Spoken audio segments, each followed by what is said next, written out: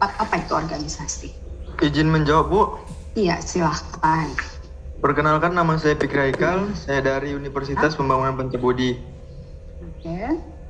Definisi dari organisasi adalah suatu kelompok terdiri atas 2 orang atau lebih yang saling bekerja sama untuk mencapai tujuan tertentu secara bersama, Bu. Oke, baik. Terima kasih, Fikri. Nah, jadi organisasi itu adalah suatu tempat atau wadah ya, di mana adanya perkumpulan dari 2 orang atau lebih yang akan membentuk suatu kelompok tertentu. Nah, jadi organisasi ini juga bertujuan ingin mencapai suatu goals atau tujuan tertentu. Nah, ibarat kita akan berlayar ke suatu tempat.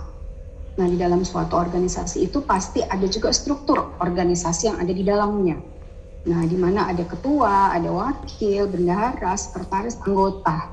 Nah, di mana masing-masing itu mempunyai fungsi atau job desk-nya masing-masing. Nah, yang menjadi nakoda dalam kapal atau pemimpin untuk kita melabuhkan kemana kapal kita itu adalah ketuanya. Nah, namun di dalam satu organisasi tersebut kita punya satu visi dan misi yang sama. Itu dulu yang harus kita satukan. Nah, kalau kita sudah memiliki satu visi dan misi yang sama untuk mencapai suatu tujuan tertentu, insya Allah organisasi ini kita akan tahu, kita akan bawa kemana. Nah, kita akan bekerja sama untuk bisa mewujudkan goals atau tujuan dari organisasi tersebut. Nah, kalau kalian sendiri di Genbi, apa sih visi dan misi dari Genbi tersebut? Ada pastinya kan? Nah, ada. Nah, itu dulu kalian satukan. Nah, jadi sehingga tidak ada persepsi yang berbeda. Kita satu persepsi untuk mencapai satu tujuan tersebut.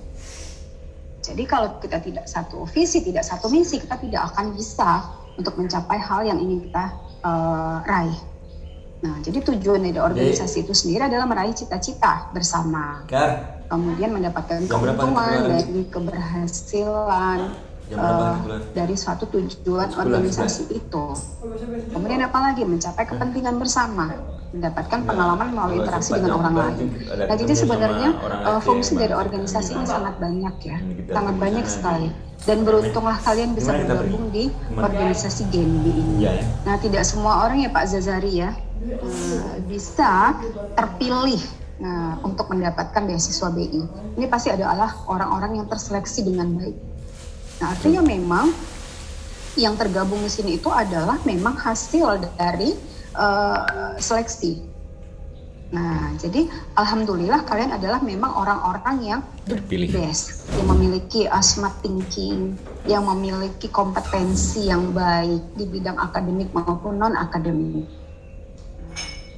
Oke, beli plus untuk kita semua. Nah, insya Allah kedepannya nanti akan mendapatkan hasil yang maksimal dari apa yang telah kalian raih nantinya di dalam berorganisasi ini.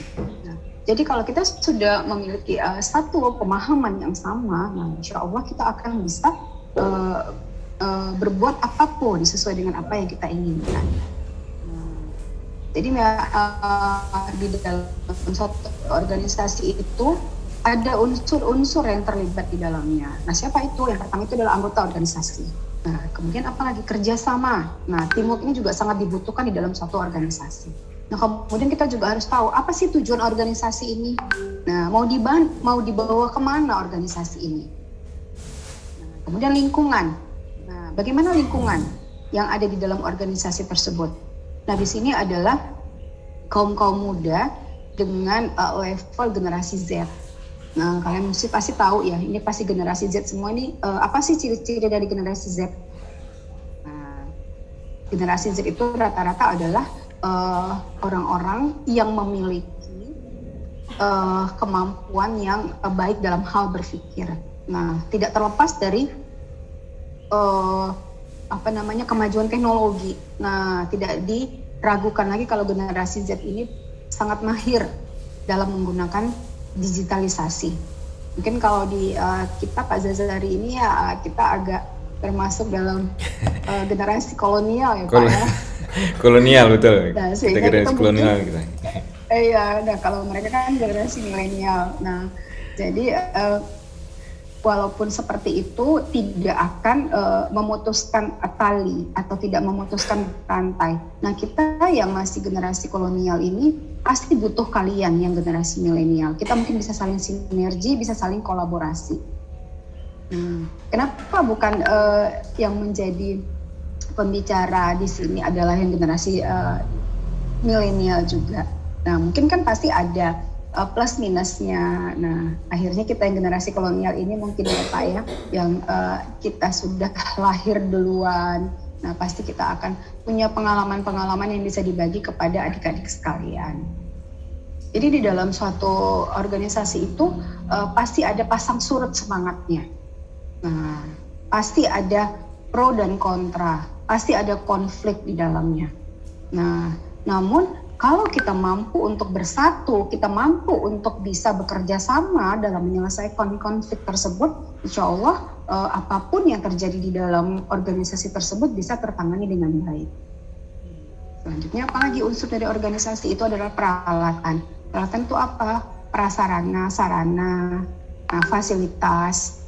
Nah, kemudian apalagi struktur organisasi yang ada. Nah, itu termasuk dari unsur organisasi. Nah, kemudian komunikasi. Nah, dari keenam unsur ini, komunikasi itu adalah memegang peran yang sangat penting sekali. Nah, banyak permasalahan, banyak konflik yang terjadi karena miskomunikasi. Masing-masing menganggap, dia sudah paham kok, nggak perlu dibilangin, dia pasti sudah ngerti. Nah, itu adalah hal yang salah. Permasalahan yang sering sekali timbul itu karena adanya perbedaan pendapat. Perbedaan pendapat karena apa? Kurangnya komunikasi. Karena merasa sudah sama-sama paham, sudah sama-sama mengerti. Jadi ini harus benar-benar dibicarakan dengan baik, dengan tidak dengan kepala dingin, tidak dengan emosi. Nah, karena kalau kita menyelesaikan masalah dengan emosi, dengan hal-hal yang negatif itu tidak akan terselesaikan, malah akan menambah masalah baru. Nah, jadi perhatikan komunikasi di dalam organisasi, demikian juga di dalam kehidupan kita. Jadi inti dari semua masalah adalah komunikasi. Kemudian apalagi manfaat dari berorganisasi itu? Banyak sekali manfaat yang bisa kita rasakan setelah kita bergabung di organisasi. Adanya kita bisa meningkatkan pengetahuan dan wawasan. Nah, kalian ini berkumpul dari 5 universitas kalau ibu nggak salah ya, benar nggak? Nah, dari 5 universitas, kemudian dari fakultas yang berbeda, dari prodi yang berbeda. Nah, artinya dari masing-masing kita itu mungkin bisa sharing dalam hal apapun. Nah, akan memperkaya wawasan dan pengetahuan kita. Kemudian apalagi bisa mengembangkan soft skill. Soft skill itu apa? Adalah kemampuan kita dalam hal di luar kemampuan akademik. Nah, mengembangkan soft skill inilah yang sekarang ini dalam proses di kalian. Kalau hard skill mungkin kita tidak akan ragukan lagi, karena itu kita dapatkan di pendidikan secara formal. Di universitas, di bangku perkuliahan kalian akan dapatkan hal-hal yang terkait dengan kemampuan dan keahlian kalian yang menunjang untuk kedepannya. Namun untuk soft skill ini tidak selamanya itu ada di bangku perkuliahan atau pendidikan secara formal. Ini lebih sering kita dapatkan di informal. Nah, salah satunya kalau kalian bergabung di dalam satu organisasi, nah ini bisa meningkatkan kemampuan soft skill kalian. Apa kira-kira kemampuan soft skill yang kalian ketahui? Yuk, siapa yang mau menjawab? Silakan. Ini akan kalian dapatkan kalau kalian bergabung di organisasi. Ya, siapa yang mau menjawab? Pasti itu soft skill. Izin menjawab, Bu. Iya, silakan.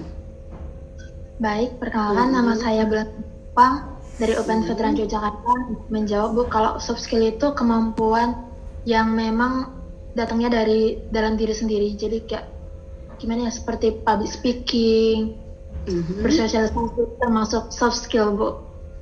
Itu aja jawaban saya, Bu. Terima kasih. Oke, terima kasih. Kamu dari Jogja, Nak?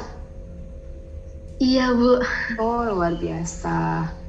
Warga Jogja juga bergabung di sini ya, alhamdulillah. Nah, jadi kemampuan soft skill itu memang itu adalah suatu proses pembelajaran juga. Nah, salah salah satu di antara soft skill itu adalah kemampuan dalam hal public speaking.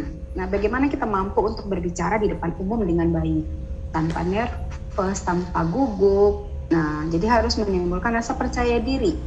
Nah, kemudian apa lagi kemampuan yang lain? Kemampuan yang lain itu dari segi soft skill itu adalah kemampuan dari leadership. Nah, bagaimana kemampuan memimpin dari masing-masing individu. Nah, pada dasarnya masing-masing individu itu adalah pemimpin. Kita adalah pemimpin. Pemimpin untuk diri kita sendiri. Bagaimana kita mampu untuk memanage, bagaimana kita mampu untuk mengatur diri kita dulu. Nah, selanjutnya kita akan mengatur orang lain. Nah, jadi itu berawal dari diri kita sendiri. Itu ada nggak sekolah khususnya? Nah, kalau sekolah khusus itu tidak ada ya. Tapi kita bisa mengikuti melalui seminar-seminar, webinar, training, workshop, dan lain sebagainya. Itu adalah di luar pendidikan yang formal. Jadi kamu akan mendapatkan yang non formal. Nah, jadi rajin-rajinlah mengikuti kegiatan seminar, training, karena itu adalah ilmu pengetahuan yang update. Jadi dia terus selalu berkembang. Jadi ilmu pengetahuannya tidak statis. Nah, dia akan selalu berkembang mengikuti zaman. Nah, dan apalagi proses adaptasi. Nah, penyesuaian diri ini juga sangat penting. Ini termasuk dalam soft skill. Nah, bagaimana kita mampu untuk berada di dalam suatu lingkungan. Nah, satu lingkungan organisasi itu terdiri dari banyak sekali orang di dalamnya dengan masing-masing karakter yang berbeda. Manusia itu adalah sosok yang unik. Nah, artinya akan ada perbedaan antara satu dengan yang lain. Disitulah letak keunikan dari kepribadian tersebut. Ada nggak kepribadian yang benar-benar sama? Nggak ada. Coba kalian lihat pada anak kembar, sama nggak kepribadiannya? Tidak, justru malah kebalikan. Anak kembar sekalipun itu ada perbedaan kepribadian. Konon lagi kita yang tidak satu darah. Nah, jadi disitulah letaknya keunikan. Nah, apalah jadinya kalau di dunia ini semua individunya introvert, semua ekstrovert. Nah, itu tidak akan ada dinamikanya. Nah, tidak akan ada masalah. Nah, kira-kira nyaman nggak kita kalau di kondisi seperti itu? Tidak akan nyaman. Pendiam semuanya atau semuanya ribut, terbuka semuanya. Nah, itulah adilnya Allah. Dia selalu menciptakan segala sesuatu berpasangan. Ada tipe kepribadian introvert, ada tipe kepribadian yang ekstrovert, ada juga yang ambivert. Nah, ambivert itu adalah gabungan dari introvert dan ekstrovert. Jadi tidak selamanya manusia yang introvert itu selalu dia tertutup. Dan tidak selamanya kepribadian yang ekstrovert itu selalu ekstrovert. Nah, sebenarnya kita berada di ambivert itu. Cuman mana yang lebih dominan? Introvertnya kah atau ekstrovertnya? Nah, disinilah bagaimana kita mampu untuk bisa berkolaborasi di antara semua sebegitu banyak jenis kepribadian yang ada. Nah, dengan adanya berbagai macam jenis kepribadian, nah mau nggak mau kita harus mempelajari masing-masing karakter, walaupun tidak secara detail. Nah, bagaimana kita bisa saling berinteraksi? Oh, ini kayaknya si Fadila ini agak pendiam ini ya. Nah, gimana caranya untuk bisa mengajak atau memberikan stimulus agar dia mau berbicara? Nah, mungkin kita akan pancing dengan suatu hal yang membuat dia akhirnya bercerita, tidak dengan jawaban iya atau tidak saja. Nah, tahu bagaimana kalau si Uswatun ini? Oh, ini kayaknya orangnya ini benar-benar susah untuk diam. Nah, jadi semakin kita mengetahui bagaimana karakter seseorang, kita juga akan bisa memperlakukan mereka sesuai dengan karakternya. Nah, jadi kita tidak bisa mengharapkan kalau yang Fadilah yang pendiam itu untuk meramaikan suasana, tidak. Nah, Uswatun misalnya yang ekstrovert itu, kapan sih dia jadi pendiam? Nggak kan bisa juga seperti itu. Jadi mau nggak mau kita tuh harus bisa saling memahami. Nah, jadi bukan hal yang gampang untuk berada di dalam suatu organisasi. Jadi kita harus saling memahami watak dan karakter dari masing-masing yang ada di dalam organisasi tersebut. Dan kita tidak akan bisa memperlakukan mereka sama semua, tidak bisa. Nah, di sini letak dari peran seorang pemimpin. Nah, seorang leader, bagaimana dia mampu untuk bisa menempatkan diri pada kondisi apapun. Nah, kenapa pada akhirnya kita harus selektif dalam memilih leader? Nah, Jadi leader ini diharapkan nanti bisa mengayomi seluruh anggota yang ada di dalam organisasi tersebut. Jadi bukan gampang ya untuk menjadi leader, itu tanggung jawabnya luar biasa besar. Nah, ingat mungkin di dalam agama Islam itu ada perkataan seorang pemimpin itu nanti akan mempertanggungjawabkan kepemimpinnya di hari akhir. Nah, jadi kita sebagai seorang pemimpin, apapun itu namanya, maupun terhadap diri kita sendiri, nanti kita akan mempertanggungjawabkan itu. Nah, walaupun bukan di hari akhir, nah sekarang juga kalian akan mempertanggungjawabkan itu semua. Nah, di akhir dari kepengurusan GNB yang periode sekarang, nanti pasti akan mempertanggungjawabkan, memberikan laporan-laporan. Itu adalah tanggung jawab yang luar biasa. Apa manfaat dari organisasi? Nah, selain meningkatkan pengetahuan dan wawasan, mengembangkan soft skill, juga memperluas relasi. Nah, dari keuntungan kita berorganisasi ini, kita juga bisa memperluas relasi kita. Nah, yang tadinya kita nggak kenal, kita jadi kenal. Yang ini harusnya di Sumatera, ternyata sampai ke Jogja. Nah, itu kan luar biasa. Bagaimana luasnya jaringan dan relasi kita. Nah, zaman sekarang kita tidak bisa tidak ada relasi, tidak ada jejaring, itu tidak akan bisa. Mau sehebat apapun, sepintar apapun, sekaya apapun, tanpa relasi kita bukan siapa-siapa.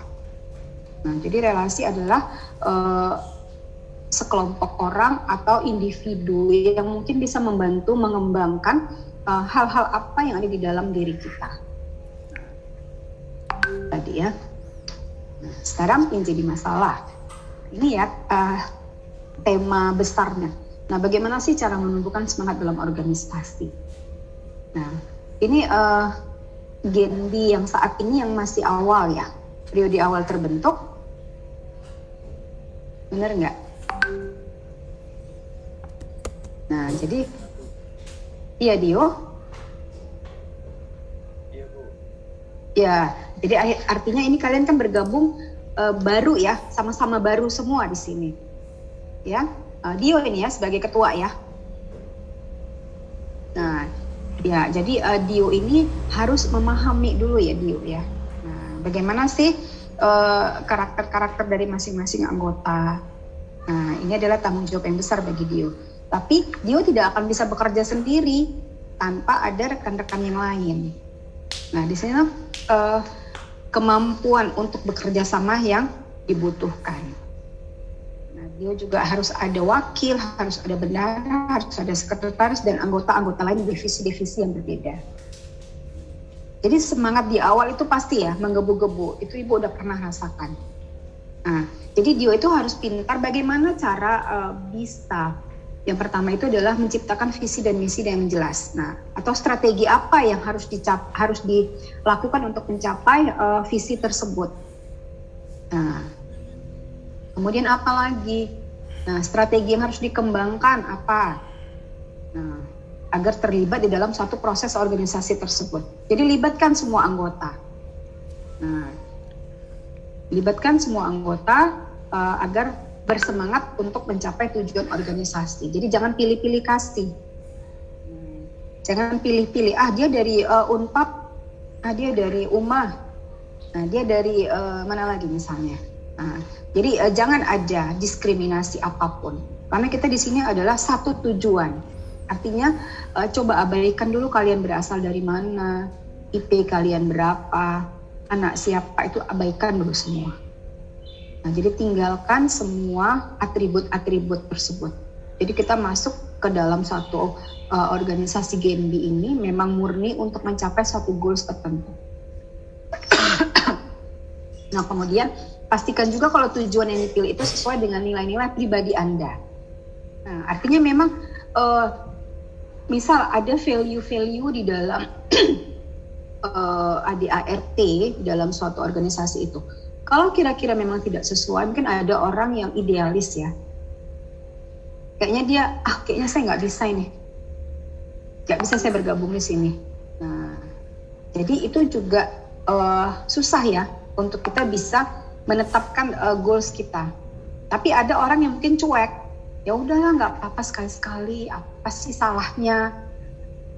Jadi mau nggak mau kita harus sesuai dengan nilai-nilai yang ada di dalam diri kita sendiri.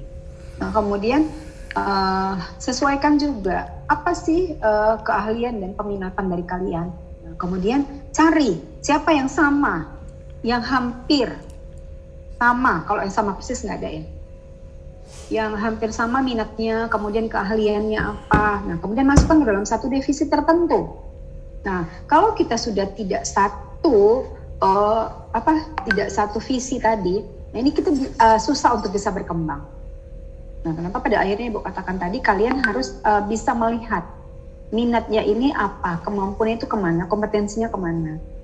Nah, misal di divisi Gen B ada untuk bidang humas. Nah, berarti yang dicari siapa? Orang-orang yang memang memiliki kemampuan komunikasi yang baik, komunikasi interpersonal yang baik, public speakingnya juga baik. Nah, artinya juga harus menempatkan orang yang ekstrovert gitu kepribadiannya. Apalagi yang bisa dilakukan? Nah, kita harus saling mendukung, berbagi pengalaman. Apapun masalah yang terjadi, coba dikomunikasikan. Jadi jangan dipendam. Dalam satu organisasi kalau kita punya masalah, coba kita diskusikan. Kita bisa cari problem solvingnya bersama-sama. Nah, sehingga juga semua anggota akan paham. Oh ternyata si Dio itu punya masalah. Apa yang bisa kita lakukan untuk bisa membantu menyelesaikan masalah tersebut? Kita bukalah sesi sharing session. Bagaimana? Nah kan masing-masing dari kita pasti punya problem solving yang berbeda. Situlah kita bisa berdiskusi untuk menyelesaikan masalah. Nah, kemudian menciptakan komunikasi yang efektif dalam organisasi. Nah ini yang paling penting. Seperti yang saya katakan dari awal, komunikasi itu adalah hal yang sangat fundamental di dalam kehidupan. Dalam satu organisasi kalau komunikasinya tidak terlaksana dengan baik, nah organisasi tersebut akan mati. Jadi seperti tidak ada tanda-tanda kehidupan. Karena komunikasi ini sama seperti proses kita bernafas.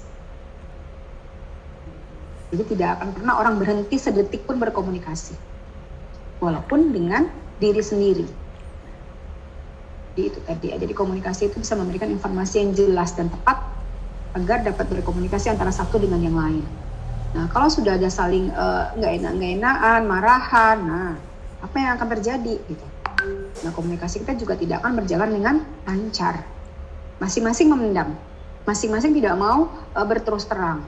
Tidak akan selesai, kita tidak akan saling tahu masalahnya apa. Kemudian apalagi menciptakan lingkungan kerja yang positif, lingkungan kerja yang ramah, inklusif. Nah, dengan demikian diharapkan anggotanya juga akan lebih loyal pada organisasi. Dia akan terlibat di dalam semua kegiatan yang ada di dalam organisasi. Jadi dia merasa organisasi itu adalah bagian dari hidupnya. Bangun pagi itu udah semangat ya, apa yang harus dia lakukan? Program saya harus jalan hari ini. Nah, seperti yang kalian lakukan hari ini. Ya pasti kan sudah dipersiapkan jauh hari sebelumnya. Nah, Ibu aja udah hampir seminggu kalau nggak salah dihubungi kemarin oleh panitia. Nah, kalian mempersiapkan ini kan juga pasti akan lebih semangat gitu.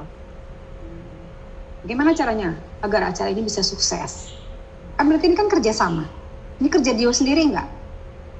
Enggak kan? Kerja ketua panitia sendiri nggak? MC sendiri nggak? Enggak. Jadi semua pihak harus terlibat. Mungkin apa lagi?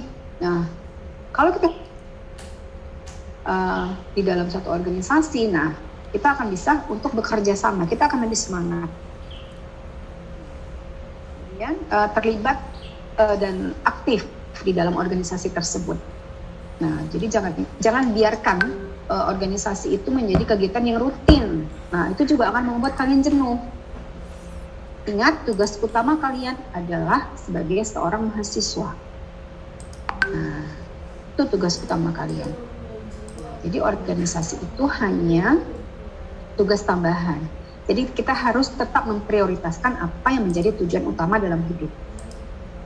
Kemudian nanti baru di sela-sela selesai perkuliahan silahkan kalian mengikuti kegiatan organisasi yang kalian minati.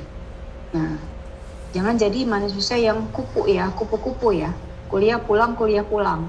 Nah, jadi nggak ada apapun yang dia dapat gitu.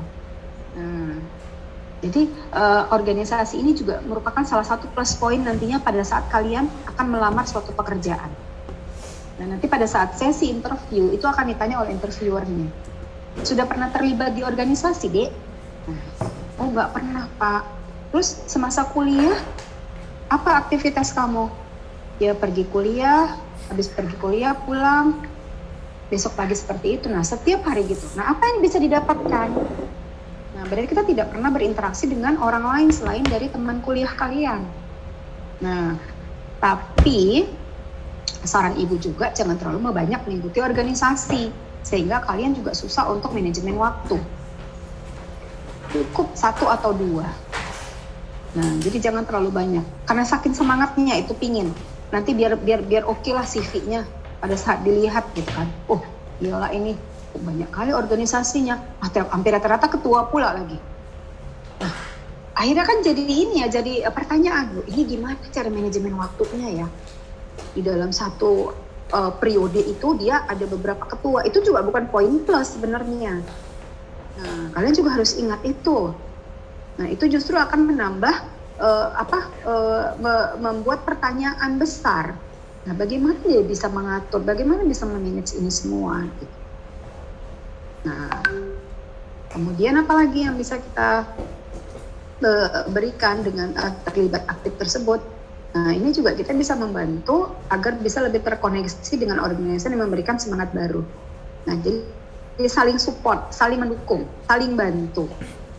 Nah, jadi kita benar-benar terlibat secara maksimal di situ. Jadi tidak ada, ini gara-gara saya lo berhasil. Enggak, ini gara-gara saya. Nah, tidak. Keberhasilan itu semata-mata bukan karena satu orang, tapi karena adanya kerjasama. Nah, di dalam satu organisasi, kerjasama tim itu sangat diperlukan. Kita tidak bisa bekerja secara individual. Kita harus saling paham, saling bantu. Jadi, kalaulah berhasil, berarti adalah kerjasama kelompok. Siapa yang mengkoordinir? Nah, jadi dia hanya sebatas mengkoordinir saja. Kemudian fokus pada tujuan jangka panjang. Nah, jadi organisasi itu bukanlah sesuatu yang dapat dibangun dalam semalam. Nah, ini juga butuh proses. Genbi ini juga bukan baru. Ini sudah ada sejak lama. Nah, jangan gara-gara ada masalah, akhirnya yang organisasi yang sudah dibangun bertahun-tahun akan hancur. Nah, tidak bisa dipertahankan. Nah, ingat, lebih susah mempertahankan daripada mendapatkan. Jadi jangan pada akhirnya membangunnya bertahun-tahun, menghancurkannya dalam satu malam. Nah, tidak seperti itu gitu ya. Nah, kemudian jadi jangan mudah menyerah dalam menghadapi rintangan dan tantangan yang ada. Ini pasti banyak sekali konflik, banyak sekali masalah. Kalau kita masing-masing bermain dengan ego kita. Nah, kita juga tidak bisa memaksakan keinginan kita dengan orang lain. Jadi masing-masing anggota itu harus saling memahami. Jadi bukan hanya Dio. Nah, Fadila juga harus paham. Nah, kemudian siapa lagi yang harus paham? Azrila juga harus paham dengan temannya yang lain. Nah, dengan demikian akan terjadi suatu lingkungan kerja yang nyaman dan kondusif. Jadi kita mau melakukan kegiatan apapun, kita akan lebih bersemangat. Nah, kemudian ingat lagi, apa alasan kita bergabung? Nah, apabila ini semangat sudah mulai turun ya, nah ingat lagi dari awal. Kenapa sih saya mau bergabung di Genbi? Nah, itu juga bisa menambah semangat kembali dan bergairah untuk bermotivasi kita bisa terus berjuang. Nah, kemudian belajar dari pengalaman. Nah, dari organisasi ini banyak sekali pengalaman yang bisa kita ambil. Nah, kemudian jadikan pengalaman itu sebagai proses pembelajaran ke depan. Mana hal-hal yang menjadi hambatan? Nah, kita selesaikan. Mana hal-hal yang sudah menjadi kesuksesan atau keberhasilan? Nah, itu harus kita lebih tingkatkan lagi. Ingat, pengalaman adalah guru yang paling berharga. Itu tidak akan kita dapatkan kalau kita tidak berorganisasi, kalau kita tidak berinteraksi dengan orang lain. Nah, jadi pengalaman itu penting. Nah, penting sekali. Dan harga dari pengalaman itu luar biasa tinggi. Itu tidak bisa dibayar dengan nominal uang. Kemudian organisasi itu adalah sebagai wadah bagi calon pemimpin. Nah, jadi yang terlibat dalam satu organisasi itu adalah merupakan suatu proses pembelajaran bagaimana nanti dia memimpin di masa depan. Nah, bukan tidak mungkin nanti kalau akhirnya misalnya Dio jadi manajer di suatu perusahaan ternama. Dia sudah punya pengalaman memimpin di Genbi sebelumnya. Nah, ini bisa dijadikan sebagai suatu pengalaman yang berharga yang dia bisa aplikasikan nantinya untuk bawahan-bawahannya. Nah, jadi di sini adalah kita semua di sini berproses, proses belajar. Sama seperti hidup itu adalah proses belajar. Bagaimana kita bisa mampu menyeimbangkan 3 hal. Yang pertama itu adalah IQ, intelligence quotient. Nah, kemampuan secara intelektual. Bagaimana kita mampu untuk bisa berpikir secara intelektual. Nah, ada kan misalnya IQ Dio sekian, IQ Fadila sekian. Nah, itu adalah kecerdasan secara intelektual. Nah, kemudian EQ, emotional quotient. Nah, ini adalah kecerdasan secara emosional. Nah, di zaman sekarang ini yang paling dibutuhkan itu adalah kecerdasan secara emosional. Banyak orang pintar, tapi coba lihat bagaimana emotional quotient-nya. Rata-rata orang pintar itu gimana kalau tidak bisa menyeimbangkan antara IQ dan EQ? Mungkin akan terlihat sombong, terlihat lebih memiliki power dibandingkan yang lain, egonya tinggi, susah untuk bisa bersosialisasi dengan orang lain karena dia menganggap dirinya itu adalah super. Dia punya kekuatan apapun, dia powerful. Nah, kebanyakan seperti itu. Nah, untuk di dunia organisasi, dunia kerja yang sangat dibutuhkan saat ini adalah EQ, emotional quotient kita. Bagaimana kita humble, menyesuaikan diri, mampu berkomunikasi, menempatkan diri, dan lain sebagainya, memahami apa yang dirasakan orang lain. Nah, itu yang paling penting.